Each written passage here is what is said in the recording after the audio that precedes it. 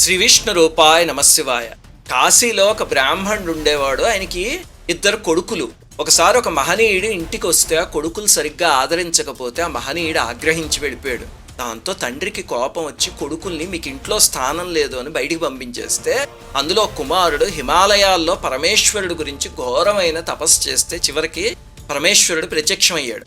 మా తండ్రి ఇంట్లోంచి వెళ్ళగొట్టాడు, నాకు కైలాసంలో స్థానం ఇవ్వు అని అడిగితే, శరీరం వదిలేశాక నా లోకంలో నివసిస్తావు అని శివుడు వరం ఇచ్చాడు. ఆ యువకుడు అందగాడు, శివానుగ్రహంతో వెలిగిపోయేవాడు.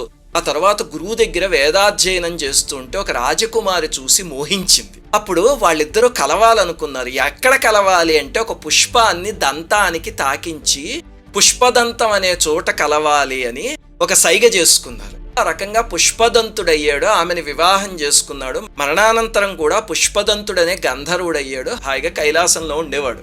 అతనికి ఒక బలహీనత ఉండేది. ఏమిటంటే ఏదైనా తోటలో పువ్వులు కనిపిస్తే దొంగతనంగా కోసేవాడు. పూర్వం ద్రవిడ దేశంలో ఒక రాజు ఉండేవాడు. ఆయన మహాశివభక్తుడు. తన తపశ్శక్తితో భూలోకంలో దొరకని దేవతా పుష్పాలు ఎన్నిటిలో తన తోటలో పూయిస్తూ రోజు శివ పూజ చేసుకునేవాడు. ఒకసారి పుష్పదంతుడు రాజుగారి పూల తోట మీదుగా ఆకాశంలో వెళ్తూ ఇంత అద్భుతమైన సువాసన వస్తుంది ఏమిటి అని కిందకి దిగాడు. అక్కడ ఆ పువ్వులు చూసి అందరూ నిద్రించే సమయానికి ఆ వనంలోకి అదృశ్య రూపంలో వచ్చి ఆ పువ్వులన్నీ కోసుకెళ్లి పూజ చేసుకోవడం మొదలుపెట్టాడు. ఇలా కొన్ని రోజులు జరిగింది. రోజు చూస్తే రాజుగారి పూజకి పువ్వులు ఉండట్లే, మాయమైపోతున్నాయి. భటుల్ని కాపలా పెడితే భటులు కళ్ళు తెరుచుకుని అలా రాత్రంతా చూసినా సరే ఎవరు వస్తున్నారో తెలియదు, పువ్వులు మాయమైపోతున్నాయి. ఎందుకంటే అదృశ్య రూపంలో వస్తున్నాడు కదా. అప్పుడు రాజుగారు ఒక ఉపాయం ఆలోచించి సేవకుల్ని పిలిచి, శివ పూజ అయిపోయిన తర్వాత నిర్మాల్యం ఉంటుంది కదా, అది తీసుకెళ్లి ఆ తోట చుట్టూ చల్లమని చెప్పారు.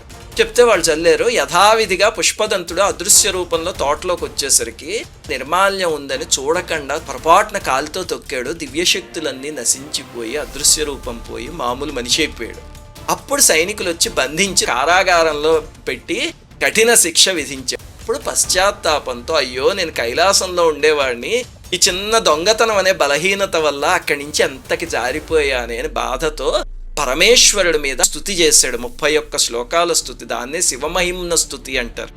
ఆ స్తోత్రం చేశాక మొత్తం పాపాలన్నీ పోయి మళ్ళీ కైలాసానికి చేరిపోయాడు. రుద్రంతో సమానమైన శక్తి ఉన్న స్తోత్రం అది.